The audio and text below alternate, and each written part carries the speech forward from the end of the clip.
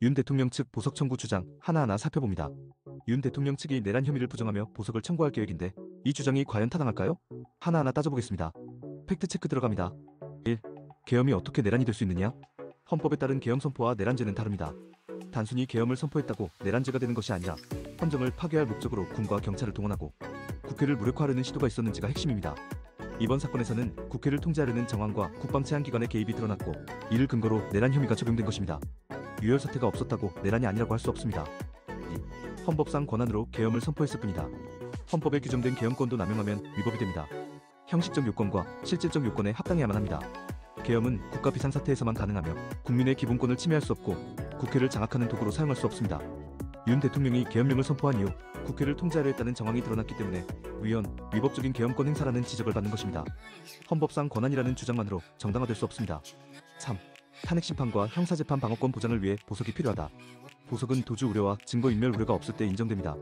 하지만 윤 대통령은 현직에서 내란 행위를 주도한 혐의로 구속 기소된 만큼 보석이 허용되기 어려운 사안입니다. 또한 형사재판 출석을 이유로 보석을 청구하는 것은 전례가 없는 주장입니다. 보석이 받아들여질 가능성은 낮습니다. 4. 탄핵심판을 형사재판과 병행하는 것은 부당하다. 탄핵심판과 형사재판은 별개 절차로 진행될 수 있습니다. 윤 대통령 측이 헌법재판소법 51조를 근거로 형사재판이 진행 중이니 탄핵심판을 중단하라고 주장할 가능성이 있지만 헌재법 51조는 심판을 정지할 수 있다는 재량 조항일 뿐 강제성이 없습니다. 헌재가 탄핵심판을 지연할 가능성은 낮습니다. 5. 검찰의 기소는 부당하다.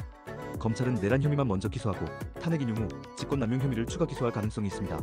이는 현직 대통령이 내란 외환죄를 제외한 다른 혐의로 소추될 수 없기 때문입니다. 즉, 검찰이 부당하게 기소를 분리한 것이 아니라 헌법상 불소추 특권을 고려한 절차적 조치입니다. 검찰이 무리한 기소를 했다는 주장은 사실이 아닙니다. 결론. 헌법상 계엄권이 있다고 해서 내란이 성립하지 않는 것은 아닙니다.